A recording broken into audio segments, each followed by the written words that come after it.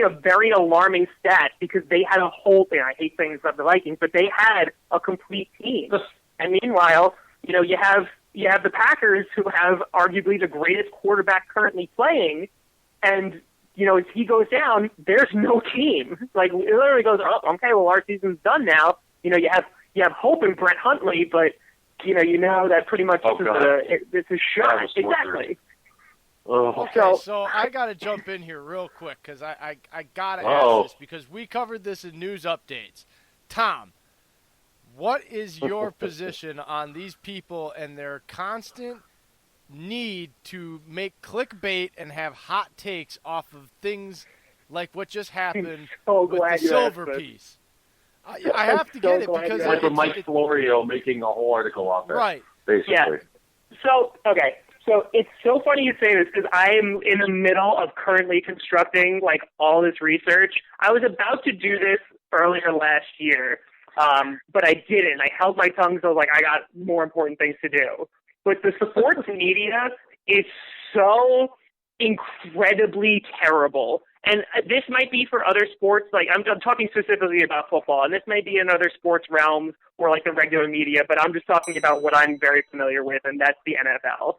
And so it has gotten so ridiculous that you could have a quote come out saying that guys like Matt LaFleur and Aaron Rodgers are having conversations on like, what's that perfect medium when it comes to audibling. And you'll see 6 freaking pieces come out and be like, oh, the power struggle that's going on in Green Bay, or, oh, Rodgers thinks that LaFleur's taking over, or, oh, LaFleur's dealing with a nasty Aaron Rodgers. It is so bad. And if you click on any of those articles, there's nothing of substance whatsoever. It's taking a quote and literally just spinning it as many times and be like, lots of people are going to click on this crap, but people don't care. And I think the problem is that no one is holding these people accountable. In that, like, this is what's driving them. As long as you click on it, you're giving them revenue. Yep. And it's at the point where you really have to kind of start demanding better. And that's why people, come to YouTube, or they go to podcasts, or they go to wherever, because the media is literally driving them out, and you get ridiculous, sensationalist articles like this, and it is driving me up a wall. It's exactly why we're here right now. Because I'm telling you, I get messages at 2 o'clock in the morning from fans going, did you read this article that blah, blah, blah happened? And I'm like, no, because it didn't happen. Because I'll click on it. There's no sourcing for it whatsoever. And this was apparent, oh my God, when we were going in through the coaching hiring process, and I literally called one of the journalists out. And he's a Packers guy too. And I called him out, and he's like, what he said. Oh my God, what's the guy's name from New England? Now I'm blanking on him. That we were going to hire, but we never really were going to hire. The offensive coordinator. Josh McDaniels. That's the guy. Josh McDaniels. Yes. Yeah, they're like, oh, we're going to hire Josh McDaniels or some other guy that wasn't Matt LaFleur, right? And then he's like, oh, sources tell me whatever. And, and I asked him, I'm like, where are your sources? I'm not saying, like, name your sources. But I'm saying, like, where in any of these things does he say that it's going to be Josh McDaniels? And I swear to God, the guy got back to me and goes, oh, well, he's if you can't assume from what he's saying that it's going to be McDaniels, then I don't know what to tell you. And it wasn't McDaniels. Like, it's that kind of crap that it's so ridiculously bad.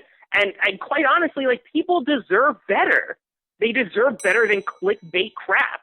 And that's what it's full of right now. And it's really a shame because it drives people away, and it really could just be so much better. I miss when Stuart Scott and Chris Berman were giving live updates to the fact that when something happened and it happened, it was true.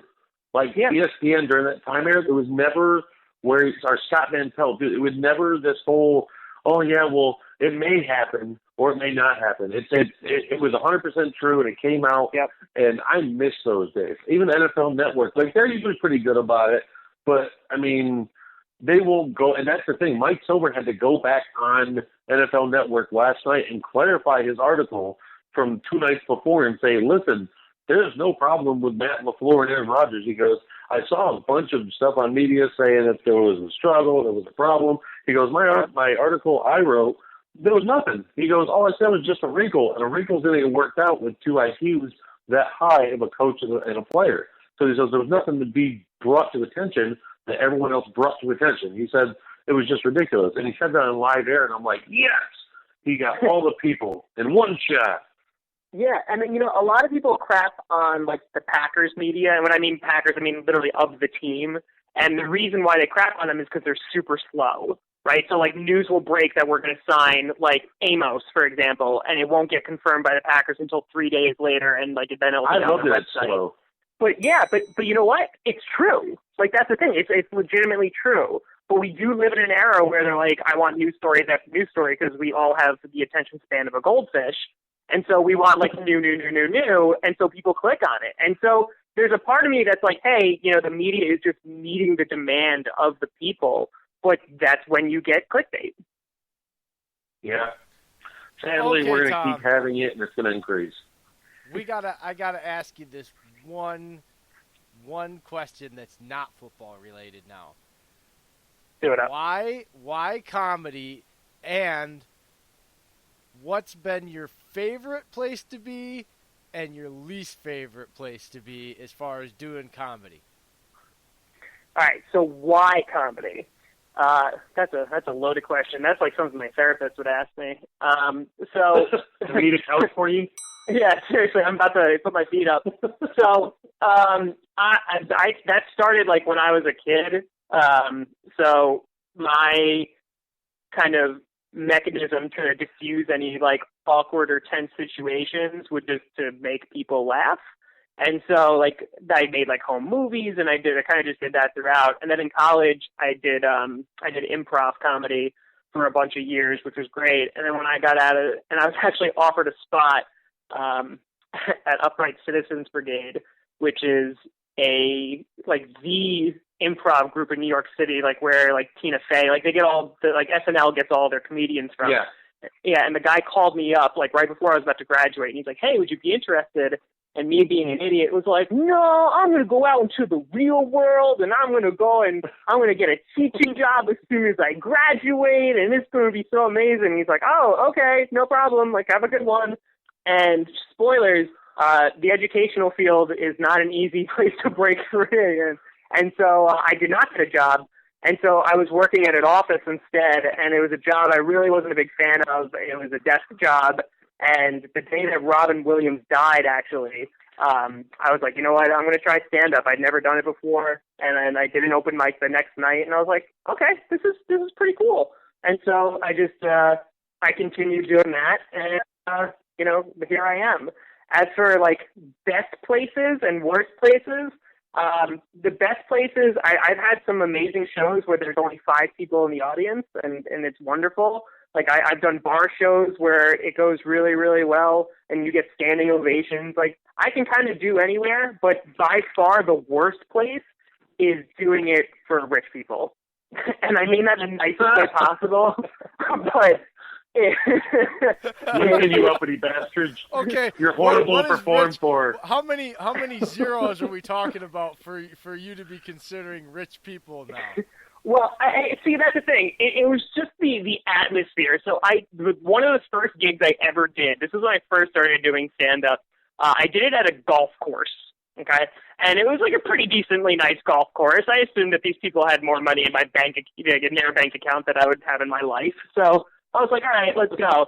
And I performed, and I did that set earlier in New York City, like 3 days prior, and it killed, and it did wonderful. I did it 3 nights later, and not a freaking peep. Like, they were just, like, miserable, uptight bastards. And I was like, nope, we're not doing this anymore. I've performed for an hour for high school seniors at their, like, graduation night where they slept over at the school. That was better, and I got better reception there, and I had to be completely clean and could not curse a single bit than that golf course. So I'll do it for just about anybody, but that particular one, I have not performed at a golf course since. Wow, I don't blame you there either. The golf courses can be a persnickety place to work, perform, or do anything at. I worked at a 4-star down south, and they had a drive-up window to our kitchen so the golfers could come in at hole 9 and boss us around as if we didn't have anything else to do on a $55 a plate average. It costs $35 to get a frozen hamburger and fries at this place. I mean, so, yeah, you know. Yeah. How dare you make fun of my golf course? I mean, sorry. It's one of those things that the people, I want to perform for people that want to be there. That's it. Like, at the end of the day, that's what I want. Like, I find that you do, like, these, you show up and, like, it's a dinner and they're like, oh, crap, there's comedy happening tonight. Those people are the worst. But I can't blame them because they wanted to come out to, like, a nice dinner. And then they're like, wait, why is this skinny person talking to me about whatever? And, you know, and I kind of don't blame them for that. And that's part of the venue's fault. But, you know, it's in comedy, there's a lot of, there's some ups and there's a lot of downs. But, you know, it's enjoyable and mixing it in with doing this, like, you know, it's a very humbling experience because you can think like, you know, you're really hot stuff, but you can go out and you can bomb and you're like, oh, well, that humbled me real quick. Who I gotta ask one real quick. Who is the top comedian you've always wanted to work with? Whether that is alive, that's past, like your top comedian you wanted to work with personally? You see, growing up, because I'm a 90s kid, so like the guy Me too. Yeah, so the guy that I had been called since I was in 5th grade, and you can ask my 5th grade teacher this, was Jim Carrey. And he's not a good stand-up comedian. Like, he's a terrible stand-up comedian. But his physical comedy is really, really superb. And just the way that, like, it's just like his facial expressions and how he's able to manipulate certain scenes without even saying anything, like, it is very admirable, and I thoroughly enjoy that. So I always have wanted to. He's gone a little bit off the deep end a bit, but you know, I would not mind working with him. But there's so many great guys, you know, of past and present. Like me, even today, like Mike Birbiglia. Like if you watch any of his specials, the way he weaves a story, like he could tell, like that his last special, I think that I saw, like he literally just talked about this like award ceremony that he was at, and he did that for an hour. And like the callbacks in between, it was so technical and so amazing. And you know, they're these people, like they know what they're doing, and it's incredible. Even Dave Chappelle, like even his like specials, he like told you the punchline of the joke, like literally the first 30 seconds, and then he came back and said it again, and it was it's a work of art. Yeah, and I gotta say, I mean, I know like Ace Ventura and all that. Grew up in the '90s, but my favorite movie is Liar Liar. His reactions and expression is my happy place. I can watch that anytime. So good. The pen is blue. Like that just makes me roll in any time of the day. Yeah. It's incredible. I love it. All right. We got about 2 minutes left. We want you to throw out all your credentials. Give us any updates on where you might be in the next few weeks please. and what you got going on in the future. And tell everybody how to get a hold of you and where you're at and all that stuff. Absolutely. And thank you guys again for having me. I really appreciate you having me on. We are honored to have you. You can check out on YouTube, Packcast, Packast, or TomGrossiComedy.com or anything at Tom Grossi Comedy. That's where I'll be. I'm putting out random episodes of Packcast. We'll obviously start kicking into high gear, you know, multiple times per week, you know, like mid-August. And then next year I know this is not next week, but next year we're going to start touring. So that should be some exciting stuff. I'm excited and jealous of the fans that get to see you, because I'm down in Georgia. And I'm in the UP. It's it's Canada. Great. Not Canada. Yeah, it's technically connected to Wisconsin. I know. Oh, we'll be taking some Wisconsin trips. I can't tell you how much I love Wisconsin. Like I literally want to live in Milwaukee. I love that. I love that city so much. I would move there in a heartbeat. But guys, I really, really appreciate you having me on. Oh no, we appreciate you having me on, brother. Really, it's been an honor. And thank you, everybody. Follow the show at First and Goal Pod on Twitter, at First and Goal 33 on Facebook. You can get to us on Tumblr, SoundCloud, YouTube, the new Google Podcast, iHeartRadio and iTunes are soon to come. Go Pack Go, and thanks again to Tom Grossi. Go Pack